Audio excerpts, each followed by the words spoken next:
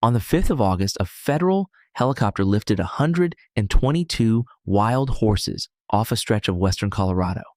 On the range next to it, 1,000 more were being driven into pens that same week. Now look at the ground behind them. Every horse still out there has more grass and less competition for it. And a herd with more grass produces more foals, and more of them live through the winter. The roundup meant to shrink. The herd is the thing that helps it grow back. How does a program end up built around the one tool that works against it? Start with the grass, because everything here runs on it. A stretch of open public range carries only so much grass. When a herd sits near that limit, competition is fierce. Mares are in poorer condition, fewer foals are born, and fewer survive their first winter.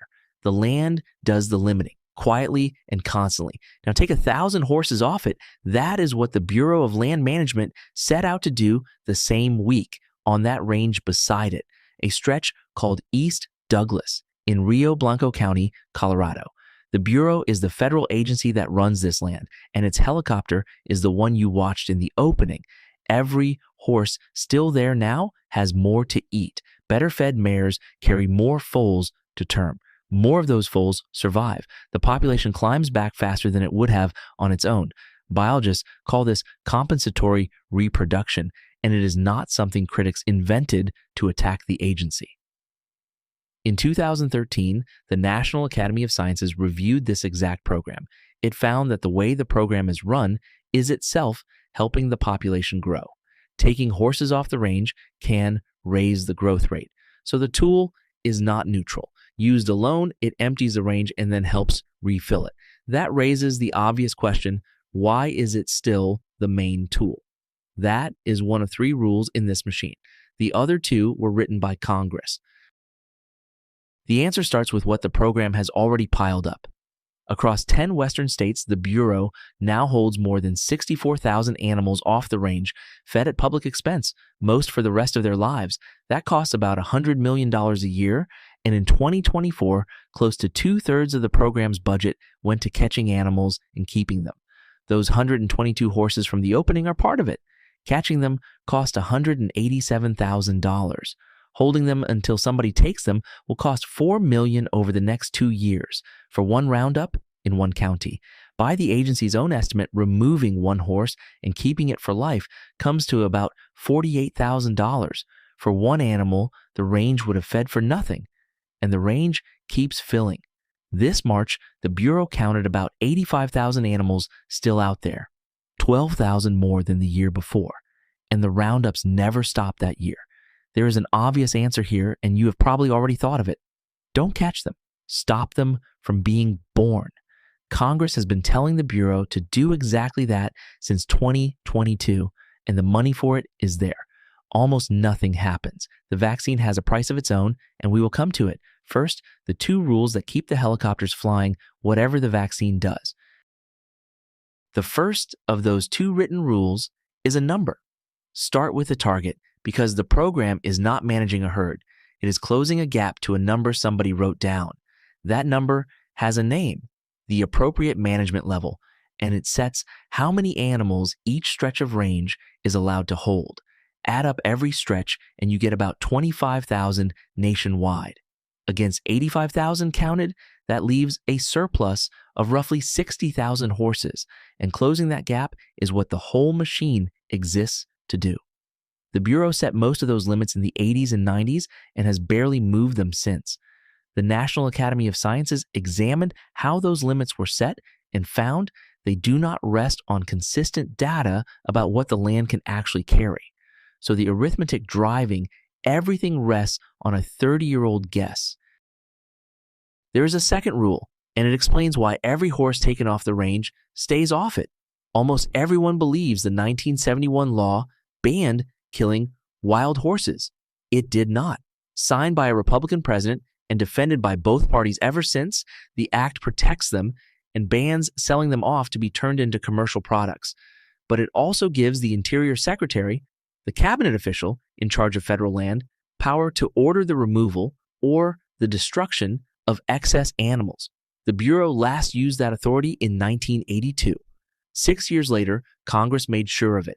From 1988 and in most years since, it has attached a line to the spending bill forbidding the Bureau to spend money on putting healthy horses down. It did not repeal the power, it refused to pay for using it. That closed one exit. In 2004, Congress opened another, then did the same thing to it. A senator from Montana placed a paragraph inside a 3,000-page spending package, never introduced on its own, never voted on separately. It ordered the Bureau to sell off the older horses and the ones nobody had taken with no conditions on what the buyer did with them. The House voted 3 times to undo it, once without a single objection. The Senate never took it up. So the paragraph is still law, switched off each year by the same budget line that switched off the other power, under Republican and Democratic Congresses alike. Those sales never happened. There were 14,000 animals in holding when that paragraph passed. Today, there are 64,000, and this is where the argument sticks rather than settles. Wild horse advocates call the roundups cruel. A captured horse loses everything that made it wild. A county commissioner in Rio Blanco, who used to run a ranch herself, says she has watched horses starve on stripped ground, and a pen is kinder. Both are describing something real, and neither position has moved in 50 years. What that leaves is a permanent authority nobody will fund and a temporary ban nobody will make permanent. Neither camp wants that vote on the record because neither is sure of winning it. When a system cannot use its exit, it improvises one. From 2019, the Bureau paid $1,000 to anyone who adopted a horse. An investigation by wild horse advocates, confirmed by the New York Times, followed what happened next. Families adopted the maximum of 4 horses each and took the money. As soon as the payment cleared, the horses turned up at livestock auctions where slaughter buyers shop. At least 840 went that way, and a federal court struck the program down in March of 2025. So look at the 3 rules together, 2 of them written by Congress and 1 written by the grass. The first fixes how many horses have to come off the range. The second leaves capture as the only method Congress will pay for. And the third means that taking them off is what makes the number climb back, which puts you back at the first rule with a bigger gap to close than before. That is the loop. 3 designs could break that loop, and everyone has a price. The first is the obvious one from earlier. Treat the birth rate instead of the herd size. There is a vaccine that stops a mare from conceiving for a year or 2, and it wears off on its own. It is fired from a dart gun. A foal not born is $48,000 not spent. The trade-off is distance. The same mares have to be found and treated again and again. On open range with no roads, getting a dart to one specific mare can cost more than catching her. And there is a scale problem underneath. To turn the population around, you have to reach most of the breeding mares every year or 2 across 10 states. Done herd by herd, that is not a smaller operation than the roundups. It is a permanent one. The helicopter flies for a week. This would fly forever. And it does nothing about the horses that already exist. It slows next year's foals, while the 64,000 in pens still eat every day. The second design leaves the tools alone and goes after the target itself. Survey what the range carries now and set the number from the land instead of from the 1980s. Its trade-off is that a recount cuts both ways, and nobody knows in advance which way. Some ranges would support more horses than the old figure allows. Others would support fewer than are there today, which would mean bigger removals, not smaller. And the deeper cost is that it is not really a survey.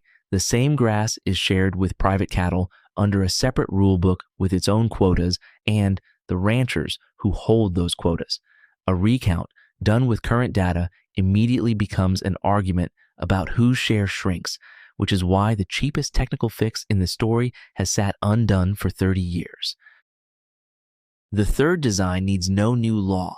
The 1971 Act already permits destroying excess animals, and Australia does exactly this with the wild horses in its Kosciuszko National Park, culling from helicopters quickly and cheaply. The price here is not money.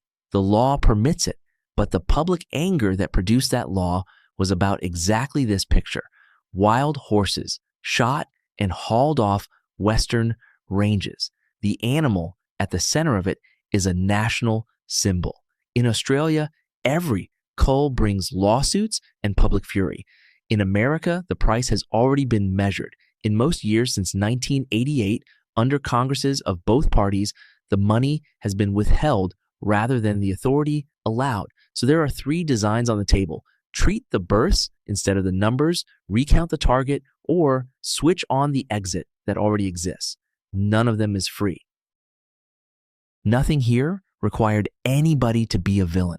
Congress protected an animal the country loves, then declined year after year to decide what to do with the animals that protection produced.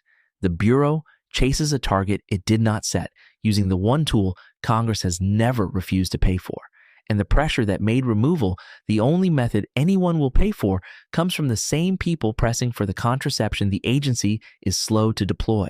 Meanwhile, the machine keeps running. About 85,000 horses on the range and climbing, 64,000 in pens and climbing, $100 million a year, and a helicopter over Colorado in August. So when this comes around again, and it comes around every budget cycle, two questions are worth having ready. Is the target in that budget a measurement or an inheritance? And if 2/3 of the money goes to a tool the National Academy of Sciences says can push the growth rate up, why is it still the main one? Main